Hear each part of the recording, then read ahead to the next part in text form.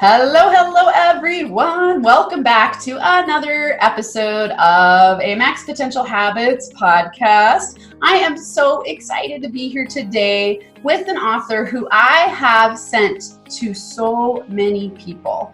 Working with men, as you know, if you've been following me for a while, is something that I love doing. About 95% of my clients are men.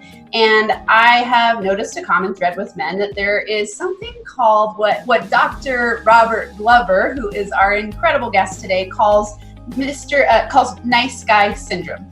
So he's written a book called No More Mr. Nice Guy. I actually read it a couple of times. I have it on Audible. I have it in hardback because there are so many valuable tips for those of you who struggle with being nice. Now, I know this is directed at men, but if you're a woman, I've read this book for myself and for my clients, and there are endless tips. We're going to have an incredible conversation because Dr. Glover has over 30 years of experience as a therapist, coach, educator, and public speaker. He's been self-employed since 1980? I haven't gotten a paycheck since 1988. Awesome, 1988. So a powerful business owner, a powerful man studying masculinity, toxic shame, all of the things that cause men to not show up powerfully in the world. And we're going to have an incredible conversation today. You'll learn more about him. So welcome on the show, Dr. Glover. Amanda, thank you for the invitation. It's good to be here. Awesome. So give us a little background. Tell, for those of us listening who have never met you, how did you get into the world of working with men? Okay, that's a good question. It all started when I was a little child. So, short version is that I actually started out to go into the ministry. I've got 2 degrees in religion. I grew up in a fairly fundamental Christian church. And my first semester of college, I took Psychology 101 and fell in love with it. And I thought, this is cool. I like understanding how people tick and what makes me tick and other people. And so from there, I kind of adapted my education towards counseling and then got my master's degree in marriage and family therapy and then a PhD in marriage and family therapy. So I started out my career as a minister and then segued from there into a marriage and family therapist and did that 25 plus years. Now, in the process of working with couples, also, I was struggling in my own relationships, and so got into some therapy to try to figure out why being a nice guy didn't make my then wife respond to me better, treat me better, be happier, and actually went into counseling trying to figure out why being a nice guy didn't work. And luckily, I fell into some good programs. I got into a 12-step group, and then with a therapist, and then a men's group for several years, where I learned some things around setting boundaries, around my needs a priority, about being honest, about being transparent, about asking for what I want. And what I noticed while I was kind of doing this work on myself, that a lot of the couples coming to work with me in couples therapy, the men were saying like a lot of the same stuff I'd been saying in my marriage at that time. You know, I'm a nice guy. I treat her well. I treat her better than her ex. I'm raising her kids.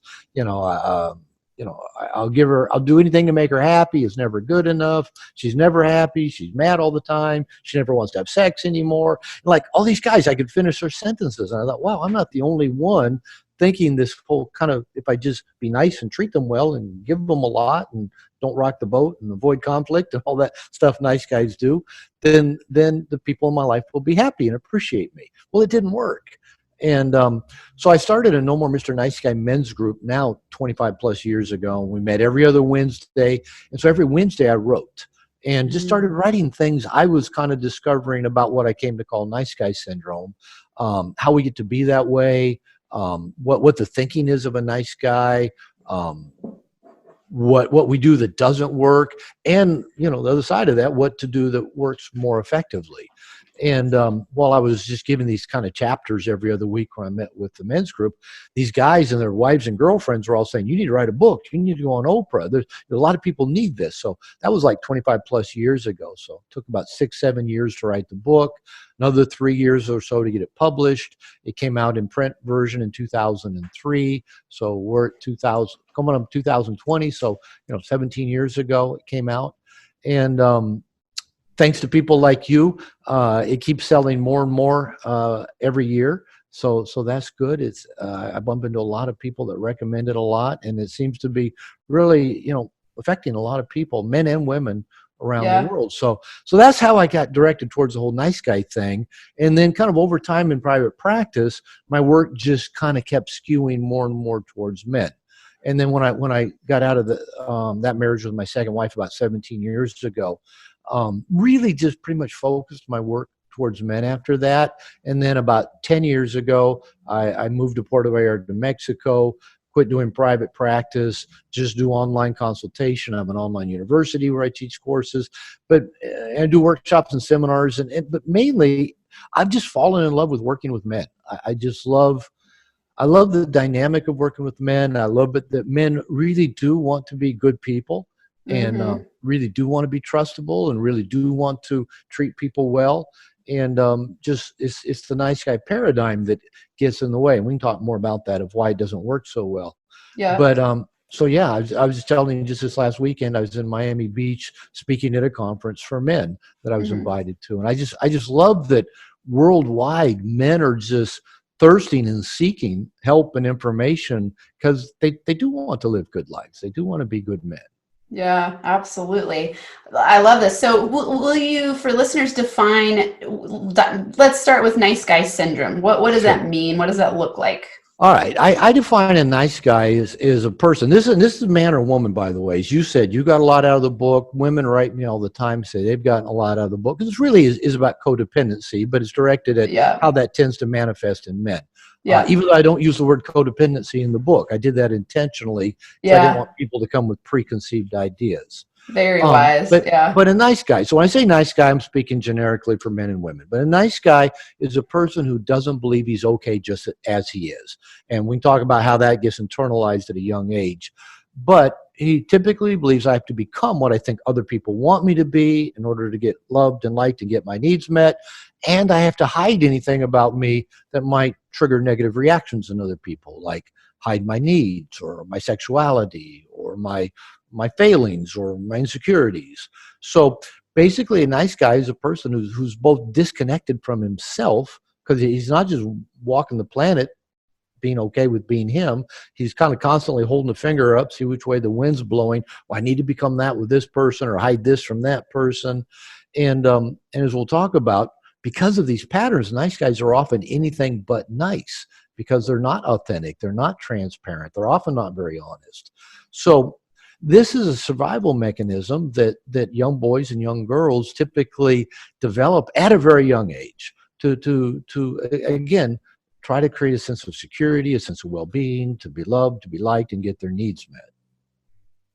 So powerful. It makes me think about one of those core needs where we all want to be accepted and approved of and fit in. And so we mask ourselves so that other people like us. But it's impossible to have everyone else like you when you're not authentic because you're trying to put on so many different versions of yourself and you can't please everybody. Well, you can't. And so let me just throw this out there because this is so true. In general, nice guys operate by three what I call covert contracts. And they're covert, meaning that the nice guy himself often is not even conscious of them, and nobody else is either. And they're all an if-then giving to get proposition.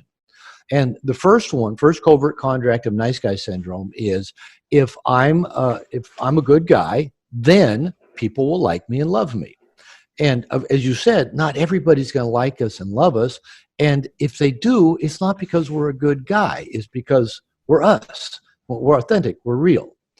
The second covert contract of nice guy syndrome is if I meet other people's needs without them having to ask, then they will meet my needs without me having to ask. Now, this one breaks down in a lot of different ways because usually we're giving to other people what we need to give them, not necessarily what they need to receive. They Mm-hmm. don't know that there's a contract that they're supposed to be reading our minds and giving back to us. And we can go into this more if you want, nice guys are typically terrible receivers. We're actually not very good at receiving, even though we have all these covert contracts of giving to other people, hoping to get back appreciation, love, validation, or whatever other goodies we're hoping they'll give back. And then the third covert contract of nice guy syndrome is if I do everything right, then I will have a smooth, problem-free world. Now, of Hmm. course, nobody ever does anything right, ever right all the time. Yeah. And who's the scorekeeper and where's the rule book for that anyway? But we don't live in a smooth, problem-free world. And so when nice guys believe they've carried out their side of these three covert contracts, I'll be good and therefore I'll be liked and loved.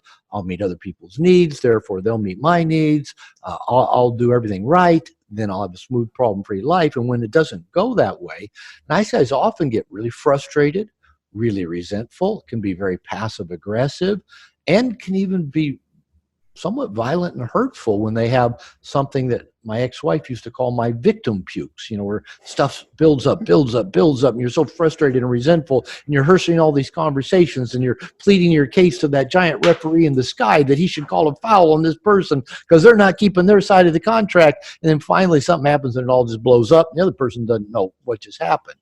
So again, nice guys can often be anything but nice.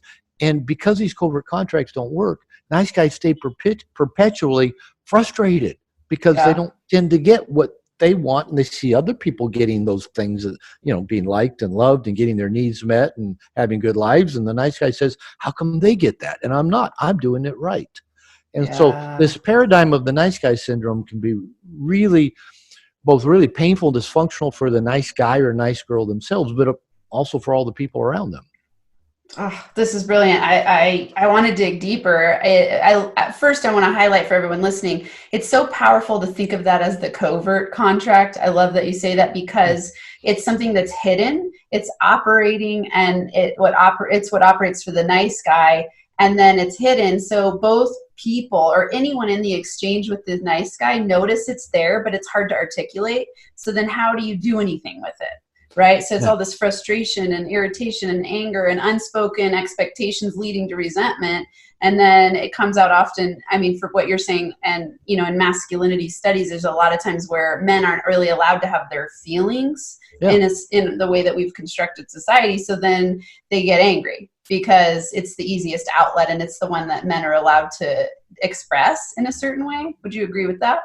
Yeah. And this is where it gets really tricky for nice guys because we don't think we're supposed to be able to get angry either, because Yeah. that would make us bad men. Most Yeah. nice guys are trying to be different from the stereotypical male, the man we heard our mothers complain about, i.e. our Yeah. dad, the men we heard women complain about when we were in junior high and high school, and the women complained about all the jerks that treated them bad. Oh, I'll be different from that. And I even grew up during the 60s where, with some aspects of radical feminism that, men are the cause of all the problems in the world, and every man's a rapist, and women need a man like a fish needs a bicycle, and all those men. I grew up hearing that stuff, thinking, I don't want to Yeah. be that guy, right? Yeah. So that even means I can't get angry, or I can't be Yeah. selfish, or I can't ask for what I want, and so what happens is that just leads to just bunches of frustration. And Yeah. if it does come, puking out, it's not at all nice. And I remember, again, I did most of this work when I was in my second marriage. I was married to my second wife for 14 years. And like, I'd have one of these victim pukes where I would just vomit everything I'd been, storing up inside. And like, when it all settled down, she'd say, I didn't see any of that coming. She said, did it ever cross you? She said, how long has this thing been bothering you? And I said, I don't know, 6 months maybe. And she'd ask me, did it ever cross your mind to just tell me? And Say I go, something. no. And then that was the honest truth. It never crossed my mind. I could just say, I don't like it when you do that, or I would like you to Right. do this, please. Because again, I wasn't trained that was okay to even do anything that might cause anybody to be upset. I had to, never Yeah. rock the boat, keep the peace, be that needless, wantless, but, Yeah. don't Yeah, take and it up too will much fall space under guy. that do everything right. If you're doing everything Yeah. right, you're not supposed to really have too many needs.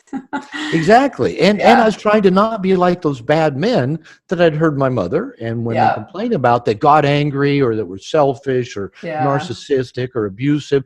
I was trying, I can't be that guy either. So yeah, Yeah. so kind of that masculine stereotype works against nice guys, and that kind Hmm. of becomes the thing we're trying not to be.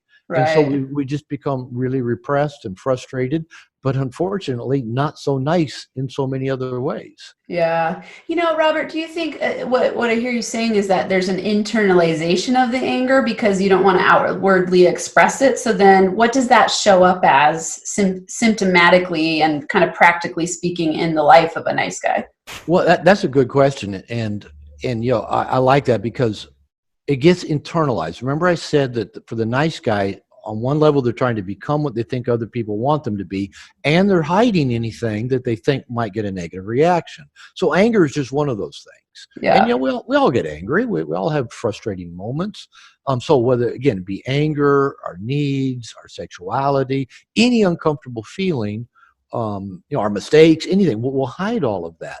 Now, if you spend all that time hiding, just imagine the emotional energy it takes to keep all that stuff pushed down and below the surface in our psyche. It gets stored in our body, it gets stored in our emotions, but we don't know it because we numb ourselves to it.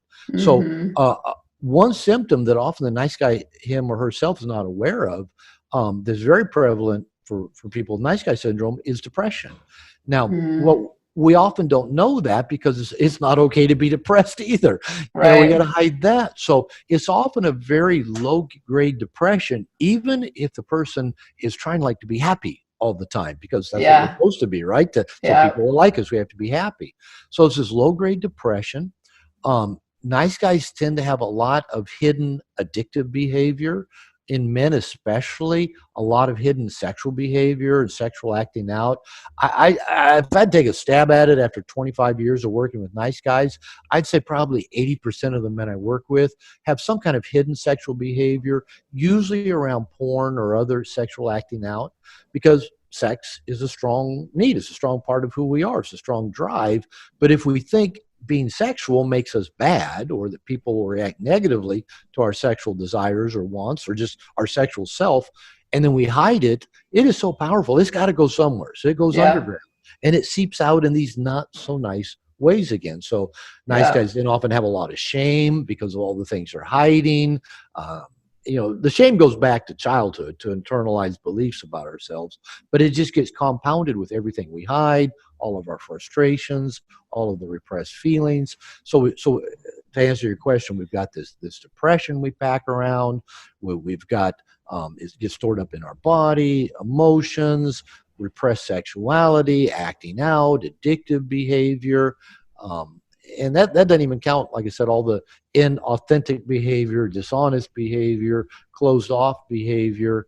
Um, and again, the Yeah. nice guy pays the price, and so do the people around him. And ironically, and this is hard for the nice guy to understand because it doesn't fit our paradigm, our roadmap of how we fit into the world and get our needs met.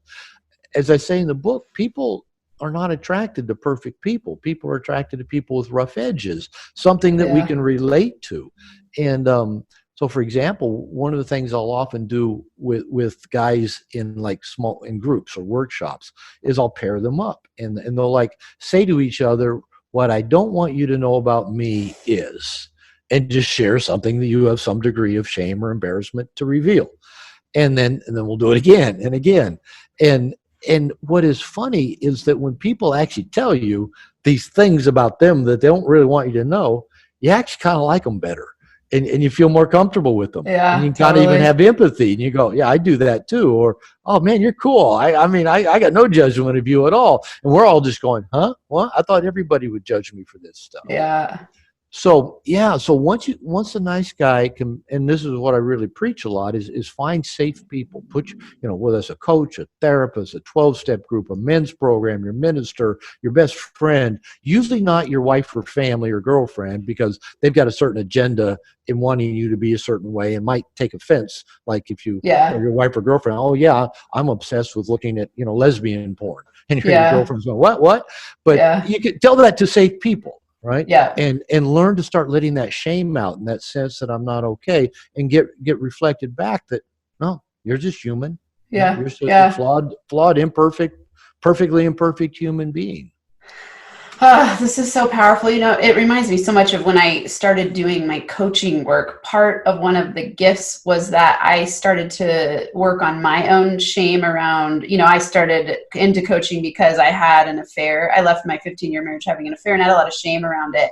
And, I have a history of all kinds of, like a traumatic childhood type of things in some areas. And I had shame and fear and I didn't want to share it. And then as I started moving into the world of, working through trauma, I started Mm-hmm. working with incarcerated men and I did life history interviews and looking Wow. at toxic Wow. masculinity and men as victims instead of perpetrators and that kind of thing. Yeah. And one of the biggest gifts that they would tell me I gave them was just sitting and listening to the things that they had done that they had never told anybody before about. Yeah. Yeah. So it's that letting it go. Just saying it out loud to another person allows you to release some of the shame around it. And then you also realize other people have had similar experiences, so you don't feel so alone. And then you Mm-hmm. start to realize it feels really good to share this. And I've noticed with my coaching clients, especially men, I think they feel really comfortable talking to me because I'm open about my stuff. And so they Yes. realize, like, oh, it's okay to be revealed about the things that would typically other people might read as shameful. And so I think one of the greatest gifts as coaches or coaches, therapists, people who are helping others overcome those places is helping them overcome the shame cycle, because you feel Yeah. shame. So then you do things that cause more shame and then you feel more shame about that. And it's just this never ending loop. And it's torture for someone who's trying to be quote unquote perfect and nice and do the right things. It just keeps the loop going. So it's so powerful to me what Oh, you're saying. I love it. You're preaching to the choir, and I'll just to kind of piggyback on that. How I really first began my recovery. Like I said, I was in my second marriage, and I'd acted out sexually, and Yeah. that's when my partner said, "You got to go get help." So I actually went to a 12-step group for sex addiction. Quickly Uh-huh. found out I wasn't a sex addict. I didn't have the dynamic, but I kept going to the group because for the first time in my life, remember, I grew up in a fundamental Christian church Yeah, where me you too. hide Yeah. everything. Yeah. I had 2 degrees in religion. Prior to that time, I was a minister for 8 years. So I just, you grow up like you just keep everything hidden. Don't let Oh anybody yeah. see, anything bad, that. And so I went to this 12-step group and it met like at 6 a.m. once a week. And like I'd get excited about going because for the first time in my life, I just started sharing Yeah. everything I'd never shared. And, this was like a group of about 8 to 10 guys. And, some of these guys had some pretty messed up stuff going on in their lives. And they're probably thinking, what's this guy doing here? But I didn't care because Yeah. I was just sharing and revealing. And I remember I had one experience that this was really transformational. I can look back on it now. It was over 20 years ago that I'd had an impulse, a sexual acting out impulse that really scared me. And I thought, oh, this, I'm ashamed that I would even have this kind of impulse. So I went to my 12-step group, like within a day or so, shared it there, and they all just go, "Thank you for sharing, Robert." No, Yeah. Yeah. nobody's reacting to it. Yeah. And I happened to have a therapy appointment with a female therapist right after that 12 step. So I went to my therapist, shared it with her, and she just said, "Well, let's just take a look at maybe what this is about and why this came up." Right. No Yeah. judgment, no shame. And I thought, Yeah. wow, I'm batting 1,000 so far. I'm going to go home and tell my wife. And usually I would have told my wife these kinds of things because I used to tell her middle name ought to be overreact because that's what she did in every situation. Which she never overreacted when I'd say that because she knew it was true. So Yeah. I actually went home thinking, all right, I'm batting 1,000. Even if she has a negative reaction, 2 for 3, not bad. So I got home. I said, come here, I need to tell you something. I told her what the impulse was, the context, what scared me, and then I went and told it to my 12-step group. I told it to my therapist. I wanted to share it with her. I wanted to be open and transparent. And her response was, well, that kind of scares me a little bit, and it doesn't surprise me. And, our partners can see us more clearly than we think. Definitely. Said, Yeah. it doesn't surprise me. I'm glad you went and worked on it. I'm glad you told me about it. And she never brought it up again. It's kind of like, oh, Yeah. I mean, is that easy? If you just be authentic and tell the Yeah. truth, and especially Yeah. practice with safe people. Yeah. And you kind of just get the visceral feedback. You're not bad. You're just a human being, Right. and What it's so it's that's such powerful. a, it is, it's making me think about how we have the tendency to think that when we share those whatever's coming up for us, if we share it, something bad's going to happen, whereas it's the opposite. Kind of what you avoid tends to grow, and Yeah. and people can read it. They will make up a whole bunch of stories because they know something's off, but I don't know what it is. And so they make up a whole bunch of stories, or it might be the thing that's going on. And instead of just sharing it, because the sharing it then diffuses it in big ways. Yeah, I give the example because again, I work with men a lot, and a lot of the work I do is around relationship, whether it's Yeah. dating and creating healthy relationships, or how to have a healthy relationship. And Yeah. I will tell men that women in general tend to be a lot more energetically sensitive to things than Yeah. we men are. Yeah. Women have more empathy in general. They tend to read body language and facial expression and tone of voice and eye movement, and it's just kind of wired into to the evolutionary DNA. And I'll tell guys is that for women, that it's kind of like their security. There depends on kind of knowing what's up. And we guys will, I'll give an example that that women are so sensitive to this that a guy, say, where you're riding in your vehicle with your girlfriend, wife, whatever, and and all of a sudden, you're holding back gas. You don't want to fart. You just know it's going to be terrible if you do. So you're holding it in. You're kind of quiet. You're trying not to, pass gas. And your woman's there kind of reading something's up.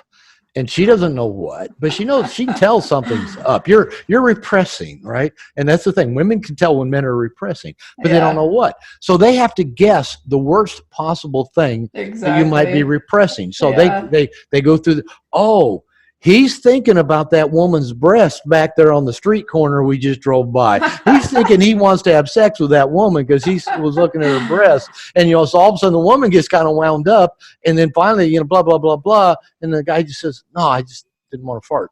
And, and so I tell guys, things go so much better if we can just learn, just be open, be transparent, Yeah. have a sense of humor about yourself.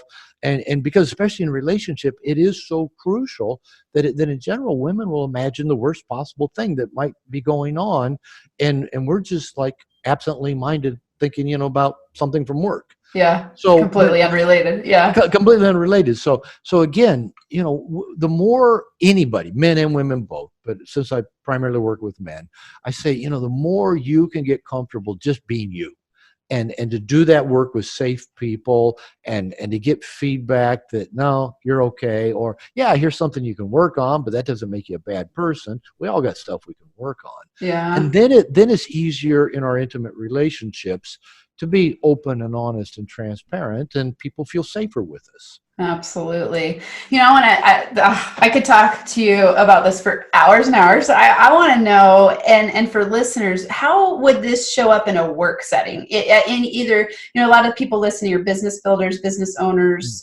Sure. How does Mr. Nice Guy syndrome show up in the work setting and or building a business? What are some of the pitfalls there? Yeah, that's a good question. And as I mentioned, I actually developed a class about 20 years ago, called "Nice Guys Don't Finish Last; They Rot in Middle Management." And actually, I'm actually working with another associate of mine to turn this into a workshop, a weekend workshop. Awesome. So the same ways we've been talking about that our nice guy syndrome gets in the way in personal relationship, gets in the way at work. Now, this applies both to entrepreneurs and to people, working for somebody else, getting a paycheck.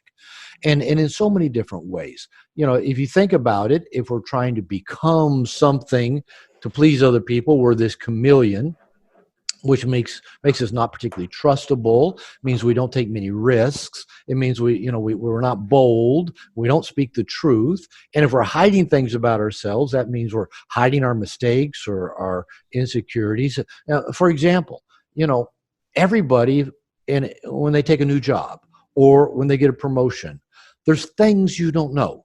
There's things you don't know about how this company does things, or if you get promoted or moved to a new department or given a new task, you don't know things. If you build a business, there's things you're not going to know along the way. But what if you have shame that not knowing these things means you're not good? You're defective. You're going to be found out. There's this fear of being found out, this imposter syndrome thing. Yeah. So you keep it in, and maybe you do hours and hours and hours of extra research trying to find the answer, or maybe you hide the fact that you don't know the answer, or maybe and then you're stressed about it. And wouldn't it just be easier just to say, to somebody, do you know how to do this? Can you show me how to do this? Or where do I go find this information? And Yeah. I'll give you an example. I had a client years ago when I was based in the Seattle area in private practice. And so Microsoft has its headquarters there. And one of my clients, actually, this is a good story, and he doesn't mind me telling it. When I first started working with him, he was in the PR department at Microsoft. And he was working all the time, taking his computer home, working nights, weekends. And his wife also worked at Microsoft. So they were like working all the time. And he said, I don't want to live like this. And so I kind of asked him a little bit about his day, typical day. And he showed me his schedule. He had like meetings all day long. Meetings. So he was in meetings all day. So he never had time to actually do any work. And I asked him, well, what's your aspiration in your career? And he said, well, I'd like to be, a general manager, a VP maybe. And I said, okay. I said, one primary characteristics of vice presidents, one of the reasons they got there and what keeps them there is they say no to a lot of things. And I said, how about we make it your mantra? VPs say no. Now, again, the nice guy in him was saying yes to everything. Yeah. Can you come to this meeting? Okay, it's on my calendar. Come to this meeting. He was saying yes to everything and not getting his work done. So he started saying no. And within, I think, just a year or two, he, as he was moving up, he applied to be the CEO at that time, as Steve Ballmer. He applied to be his personal speechwriter and got the job. Mm-hmm. So that meant by learning to say no, i.e., kind of breaking out of those nice guy things, he traveled in Ballmer's private plane all over the world for 2 years, and he got to know everything there was to know at Microsoft. Okay, fast forward a little bit. This is near the end of his 2-year stint as a speechwriter for the CEO. He calls me up and says, can I come in? I need to talk. And I said, yeah, come on in. And he goes, tomorrow, he said, Ballmer's got a meeting with all the VPs and directors. And he said, and he can't make it. And he's left me in charge of the meeting. And he said, I'm scared shitless. And so we kind of explored what was expected of him. But I said, okay, you already know everything there is to know because you've been writing his speeches for 2 years. And I said, so you know probably a lot of stuff he knows, maybe better than he does. And I said, he trusts you with it. He said, yeah, but what if somebody asked me a question and I don't know the answer? And I said, okay, at least 3 times during this meeting tomorrow, I want you to say, I don't know, but I'll check on it and get back to you. 3 times. I said, that's your goal. You have no other agenda for this meeting but to find 3 different ways to say, I don't know, but I'll check on it and get back to you. He calls me the next day and he said, oh, the meeting went great. It was fantastic. I actually only had to say it 1 time. And he said, everybody just, thought it was a great meeting, went well. But I had no stress, no anxiety. I just handled it. So I gave him permission to be human and say, I don't know. Or say no. And it's funny when we can just start being more real, things work better. So this is just kind of one little snapshot of how it happens in the workplace. Our inability to say no, our inability to say I don't know. Those get in the way. Another core piece for nice guys, as I said, it is basically codependency. All right, 2 things can happen. One, we can get codependent in the workplace and we get so busy trying to help everybody else with their work that we don't get our own work done. Or a lot of times we have codependent relationships outside of the workplace, spouse, our children, our parents, and we're so busy like trying to fix all their problems, we can't be 100% focused at work. And so we can't take that promotion or we can't travel because, oh no, this person will be upset. So our codependency gets in the way. And then just the fact of not being able to be honest and bold and transparent. Because what I tell a lot of guys that are good, they're smart, but they get stuck kind of whatever that proverbial middle management is. I said the people that rise above middle management are the ones that are willing to rock the boat. They're willing Yeah. to take a risk. They're willing to speak up. They're willing to disagree. They're willing to say to, the vice president or the CEO or whatever, I disagree with you and here's why. And most Yeah. people are scared to do that kind of thing. But you wonder, how do people get into those higher offices? They do it because they were an outlier in some way. They weren't going along to get along. They rocked the boat, and in some way it paid off. Now, most of them probably got fired a time or two before that kind of honesty and transparency actually, hit a home run for them. But so those are just a few examples Yeah. of how it can mess with us at work. So powerful and true. I see it show up a lot in the fear of looking dumb. Like, oh, I might look stupid if I ask that question, so I'm not going to ask that question. I want to show up more vulnerably revealed, but I am afraid people will think I'm stupid. And I think in both men and women often feel this way, but in men, Sure. it's also that expectation that they're supposed to know everything in that setting and Yeah. be perfect and And knowledgeable, and masterful. We men want to absolutely. be masterful. And here's the funny thing. This goes back to the rough edges thing of people being attracted to people with rough edges. And a personal example, near the end of when I was in private practice, I moved my business and I moved into an office space that had like 3 or 4 psychiatrists. And I'd never had that kind of access before. And so what I quickly learned is, like, the pharmaceutical companies, several times a week, they're there having lunch, in the office, and they come to talk about their pharmaceutical stuff. They put limits on a lot of that, so they don't do it near as much. So I would go to these lunches every day and get a free lunch because they brought good food, and then they would kind of do a little pitch for their pharmaceutical, and the psychiatrist already knew all the information. They just went for the free food, and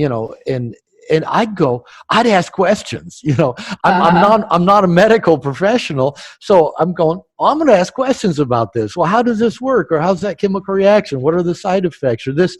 And you know what? The drug reps loved it. They loved Yeah. it that somebody was finally asking them questions, and they could show off their knowledge. They could kind of Yeah. shine, because all the other shrinks are just sitting there eating, going, "Huh, yeah, yeah." And the drug reps are having to ask them questions to get them to talk about how do they prescribe this, or where do they see it.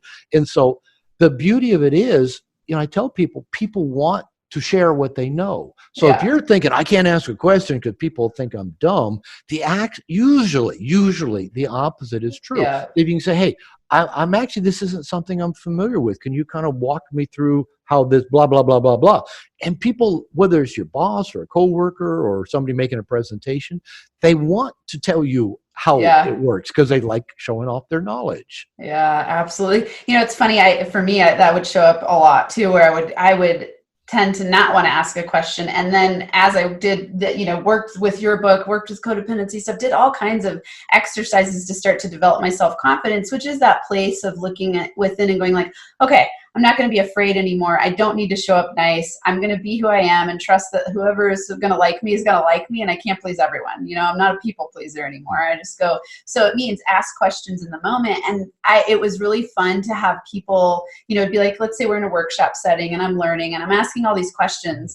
And, I'll have that moment where a kind of a previous fear I used to have would be to like ask a question in public, look stupid. And then I got over it. And I'm like, I'm going to ask as many questions as I want. This is my opportunity to learn. Yeah. And I'd have people come up to me afterwards and be like, thank you so much for being willing to ask those questions. I was afraid to ask. I had those questions. It gives them the courage to show up in the same way. Yeah, So it's you're a so role model. powerful, right? And it's interesting how easy some of these shifts are. I want to ask you, what would you say for someone who's struggling with nice guy syndrome? What would 3 simple, in your book, I love how you give so many action steps for them to try out. You call them, let's see, I was scrolling through here, skimming through this morning again, activities, breaking free Activities, right. Yeah. So what would you say are 3 breaking free activities that people listening could implement right away to start to break some of the nice guy syndrome? All right. Well, tell you what, let me give 3 kind of general ones, and I'll give you a couple things for the workplace. Okay. In general, it's kind of some of the things we've already been talking about. I say, number 1, go find safe people. And with safe people, start revealing yourself. Because again, nice guys don't think we're okay just as we are. So go start revealing yourself and just start talking about the things that you think people are going to think you're terrible if they ever hear about you. So there's number one. Number two is start working on being honest. Paradoxically, nice guys, while trying to be nice, are often anything but honest. And that was true for me as well. I had to learn to practice being honest. My mind, if I thought I was going to be in trouble or somebody would be upset at me, I'd start rehearsing a story. So now what I do, if I find myself rehearsing any conversation, I just ask myself, are you going to have this conversation? No. Well, if I'm not, I quit rehearsing. If I say yes, okay. And then I'll ask myself, are you going to tell the truth? Yeah. Okay, stop rehearsing. The truth doesn't need a rehearsal. Just go tell the truth. And so I've had to learn how to be honest, and it's taken work. Yeah. And I slipped back into the old pattern of, oh no, I better tell it this way or leave that part out. So, but that doesn't serve us. And there's this paradox that the more we let our fear rule us and we avoid the things we're afraid of, the greater the fear becomes. But the more we face our fears and lean into them, it diminishes the fear. And then it's not like fear goes away. We just learn, I can handle it. I can be afraid and still go take action anyway. So work at being honest. A third thing for nice guys and nice girls is to consciously start working at making your needs a priority. Now, remember I said covert contract number 2 was, I'm going to give to other people, then they'll give to me. So we're making other people's needs a priority in this kind of indirect narcissistic way that, then they'll pay attention to me. No, you're an adult. It's your job. Make your needs a priority. Surround yourself with people and professionals and organizations and institutions that all help you get your needs met, that become your tribe, and do this very consciously. I call them cooperative reciprocal relationships, where everybody involved is getting something of value out of it. You and I right now have a cooperative reciprocal relationship. We're both getting value out of this connection. You and your listeners have a cooperative reciprocal relationship. They get value by listening. You get something of value of having them listen to you. So fill your life with that. So those would be the 3 things I'd say. They're not simple, easy things. I'm still working on all of them. Yeah. So it is find safe people to connect with, open yourself up to, learn to make your needs a priority. That was actually number 3. But number 2, work at being honest and transparent. Awesome. Okay. Workplace. 2 other things that happen in the workplace, and I'll just mention them when we come back to them if you want. But actually, one just slipped my mind, so I'll tell the one I was thinking of. One is either procrastination and not completing things, and this will really bite an entrepreneur on the ass. Is putting things off, not completing. It'll eat you alive every time. But 2 assignments that I give to people in my class, Nice Guys Don't Finish Last, They Rot in Middle Management. And it kind of goes back to some things we were talking about just a minute ago. One assignment I'll give is I'll tell people at least 3 times in a day, or at least start out once in a day. Once in a day, say no to some legitimate request. Somebody says, can you finish this report? Can you do this? Whatever. Say no without defending or explaining or any rationalization. Just say, no, can't do that. That just scares the bejeebers out of nice guys and nice girls. Oh, yeah. Every day, practice saying no to one legitimate request. Another one, believe it or not, that is just as scary is, say between 1 and 3 times a day, ask somebody to do something for you that you can do yourself. Say, hey, while you're up, could you bring me a cup of coffee? Or while you're up, could you make some copies? You can get up and do it yourself, but 3 times a day, ask somebody to do something for you that you can do yourself. This is powerful because I just now remembered the other thing that I was going to suggest that gets in the way for nice guys in the workplace and as entrepreneurs is around delegating. We think we got to do it all ourselves. And especially for me as an entrepreneur, I started being an entrepreneur before I think that term was even in use. Yeah. You wear all the hats. You're the bookkeeper, you're the accountant, you're the sales manager, you're the customer rep, you're the one that does all the work. And you can do that for a little while in a small business, but if you get in that habit, and this is true if you're working, for somebody else, trying to wear all the hats will never get you anywhere. One of the best skills we have to develop as entrepreneurs or working in a big company is learning to delegate to other people. Because, for example, again, you don't rise up into upper management doing everything yourself. You learn to delegate. And again, the kind of that nice guy in me thinks, well, number one, I'll do it better if I do it myself, which is not actually true. My accountant does a hell of a lot better job on my bookkeeping and my taxes than I would ever do, right? And he does it well, and he does it, thoroughly. So he's worth paying for.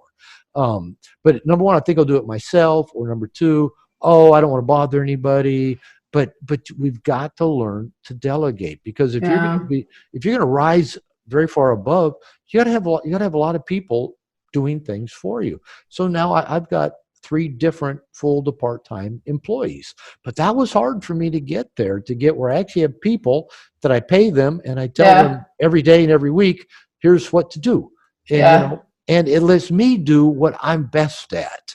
Rather than doing the little thing like tweaking this thing on the website or responding to all of my emails. I pay people to do those things, and I can focus on writing, on developing programs, on doing workshops, on teaching my classes. And, and the better I get at delegating, seemingly the more money I make, even though I'm paying people money to do this stuff. Right. I make more money, and more opportunities come.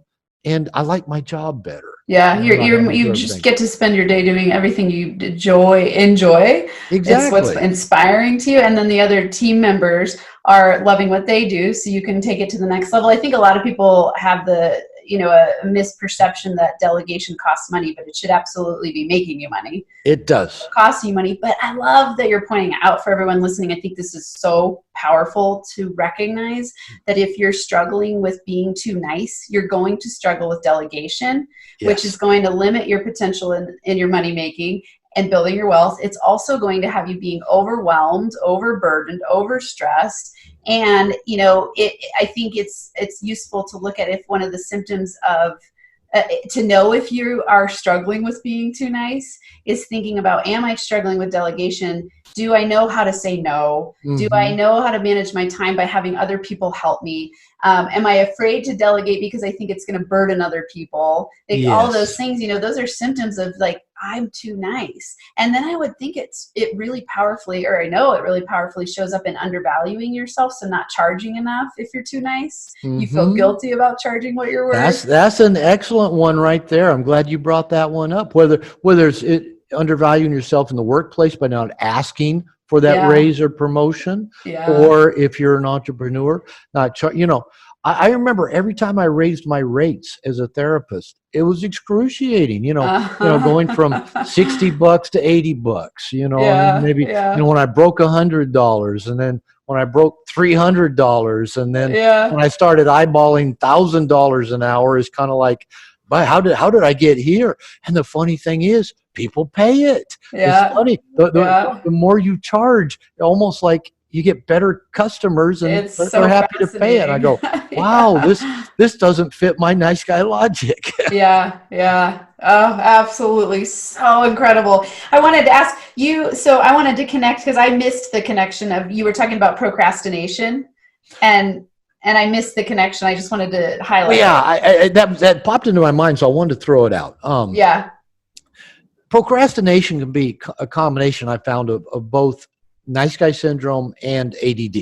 Okay. And to give you an example, like I said, when I was working, in Microsoft territory, had all these fairly young men, that most of them were fairly socially awkward, but had good insurance. So, they were coming to work with me. And I remember these guys would try to convince me, many of them try to say, I do my best work under pressure. I do best at the deadline. Night before this project's due, I'm up drinking Red Bulls, eating pizza, blah, blah, blah. And I go, actually, all research shows people don't do their best work under pressure. It's better to spread this out over time. And they were just, no, I really do my best work under pressure. And then it dawned on me after working for a while, realizing, these men have undiagnosed adult ADD. And people with ADD actually perform best if they have some sort of stimulant in their system. That's what a doctor will give somebody with ADD. They'll give them Adderall or some of the other stuff they use. And it has this paradoxical effect. It helps people with ADD focus and actually get work done.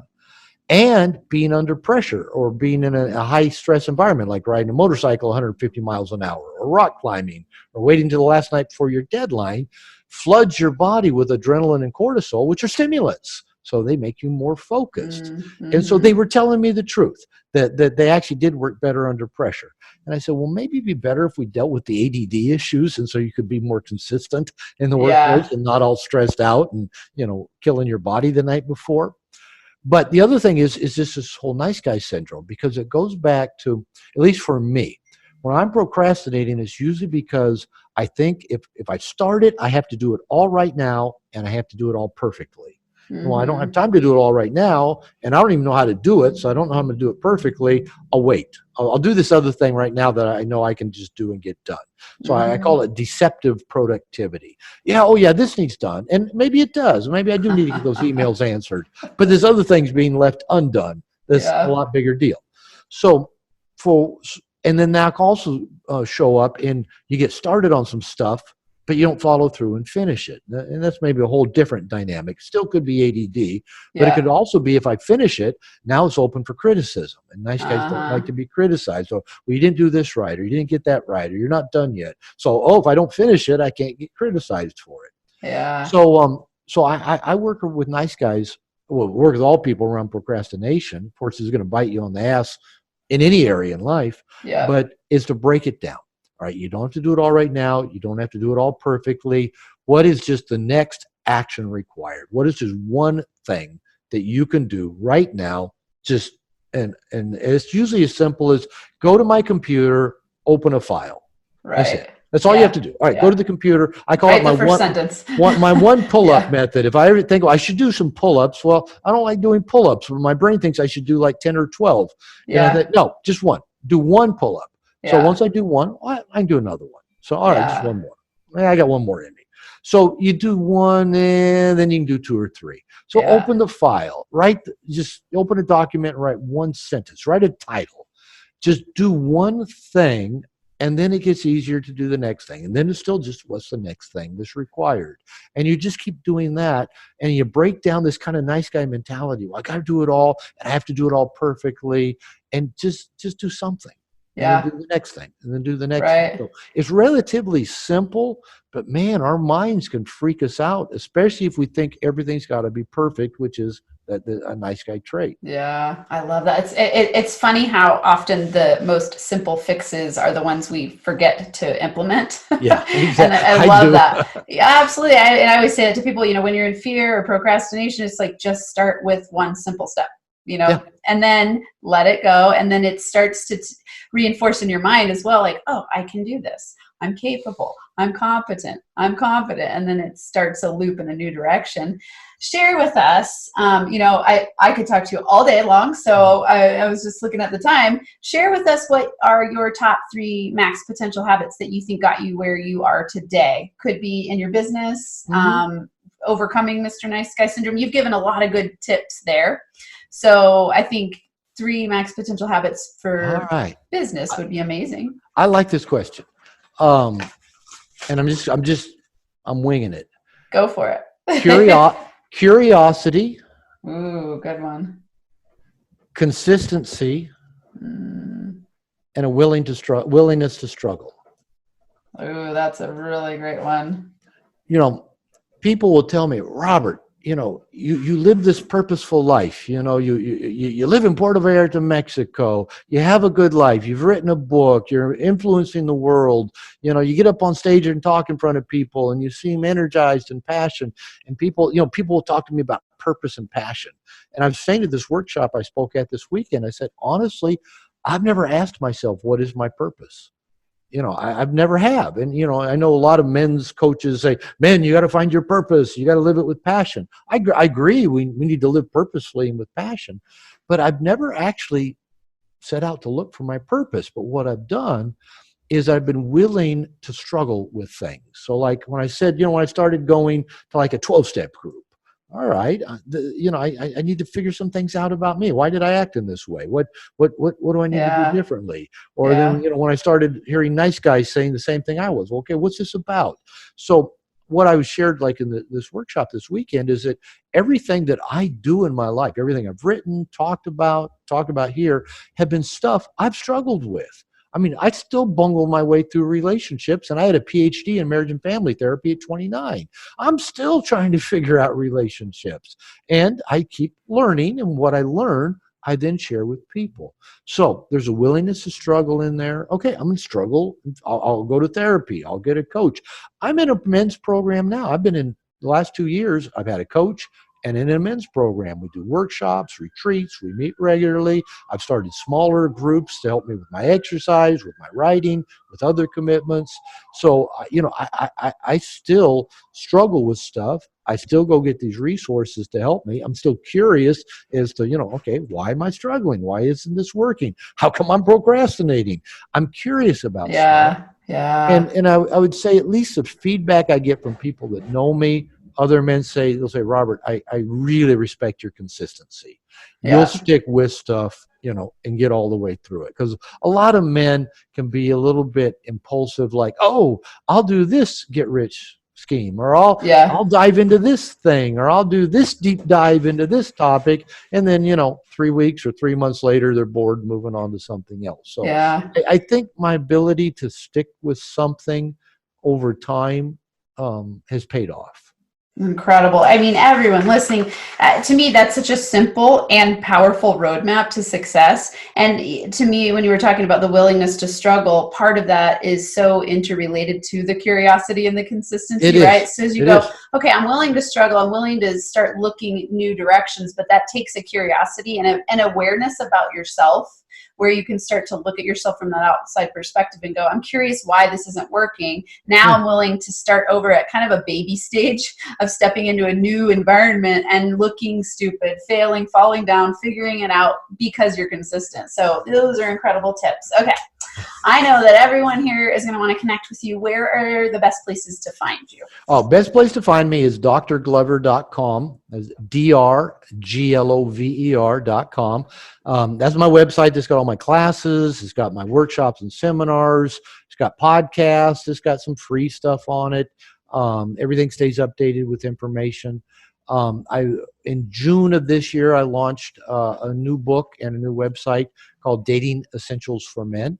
So that's available on Amazon, and the website is datingessentialsformen.com. Awesome. I call it the non-pickup approach to dating success. I teach men to be authentic and real, and all these things we're talking about makes us more attractive.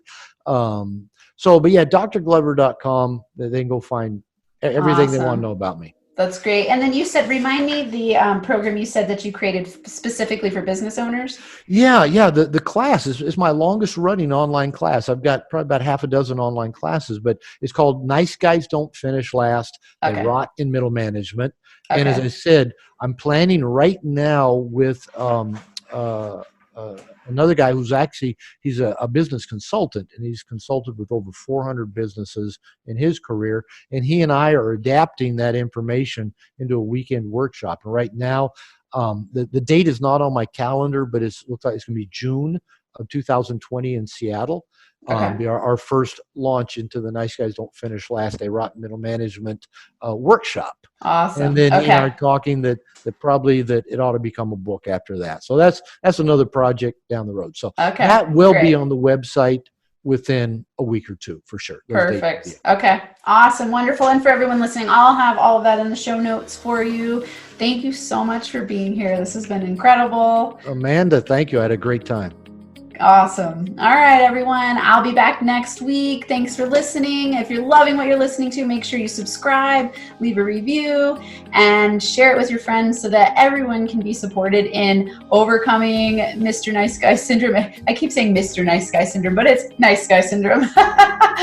Empowering yourself in your business, your relationships, all of those places where we get stuck being nice and having all of the symptoms that we talked about. Robert has given some incredible tips. I highly recommend getting his book on Audible and in hard copy, because there's some great exercises in there. Yeah, buy the ebook too. Buy all three. Yeah. I mean, seriously, I've listened to it twice. I have it. It's underlined. I mean, there's so much good stuff in there. So I'll put links to everything in the show notes, and I hope everyone has an incredible week where they thrive and feel alive.